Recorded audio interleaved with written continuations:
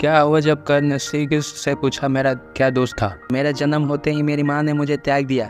क्या अवैध संतान होना मेरा दोष था। द्रोणाचार्य ने मुझे सिखाया नहीं क्योंकि मैं क्षत्रिय पुत्र नहीं था।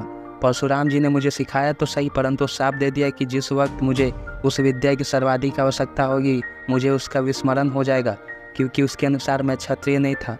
केवल संयोगवश एक गाय को मेरा बाण लगा और उसके स्वामी ने मुझे श्राप दे दिया, जबकि मेरा कोई दोष नहीं था। द्रौपदी स्वयंवर में मेरा अपमान किया गया। माता कुंती ने मुझे आखिर में मेरा जन्म रहस्य बताया भी तो अपने अन्य पुत्रों को बचाने के लिए। जो भी मुझे प्राप्त हुआ है दुर्योधन से हुआ है, तो अगर मैं उसकी तरफ से लड़ूँ तो मैं गलत कहाँ हूँ। तो इस पर श्री कृष्ण ने उत्तर दिया, कर्ण, मेरा जन्म कारागार में हुआ है। जन्म से पहले ही मृत्यु मेरी प्रतीक्षा में घात लगाई थी। जिस रात मेरा जन्म हुआ उसी रात माता पिता से दूर किया गया। मानो बचपन रात घोड़े धनुष और बाण के बीच उनकी ध्वनि सुनते बीता। मुझे ग्वाले की गौशाला मिली, गोबर मिला और खड़ा होकर चल भी पाया। उसके पहले ही कई प्राण घातक हमले झेलने पड़े। कोई सेना नहीं, कोई शिक्षा नहीं, लोगों से ताने ही मिले। उनकी समस्याओं का कारण मैं हूँ। तुम्हारे गुरु जब तुम्हारे शौर्य की तारीफ कर रहे थे, मुझे उस उम्र में कोई शिक्षा भी नहीं मिली थी। जब मैं 16 वर्ष का हुआ तब कहीं जाकर ऋषि संदीपन के गुरुकुल पहुँचा। तुम अपनी पसंद की कन्या से विवाह कर सके।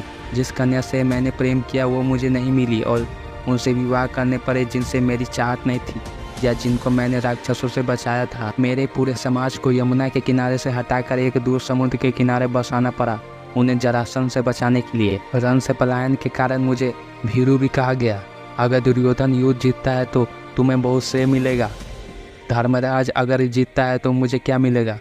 मुझे केवल युद्ध और युद्ध से निर्माण हुए समस्याओं के लिए दोष दिया जाएगा।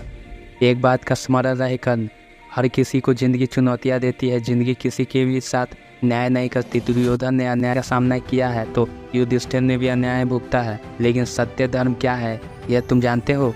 कोई बात नहीं, अगर कितना भी अपमान हो, जो हमारा अधिकार है वो हमें ना मिले। महत्व इस बात का है कि तुम उस समय उस संकट का सामना कैसे करते हो। रोना धोना बंद करो कर्ण। जिंदगी न्याय नहीं करती, इसका मतलब यह नहीं होता कि तुम्हें अधर्म के पथ पर चलने की अनुमति है।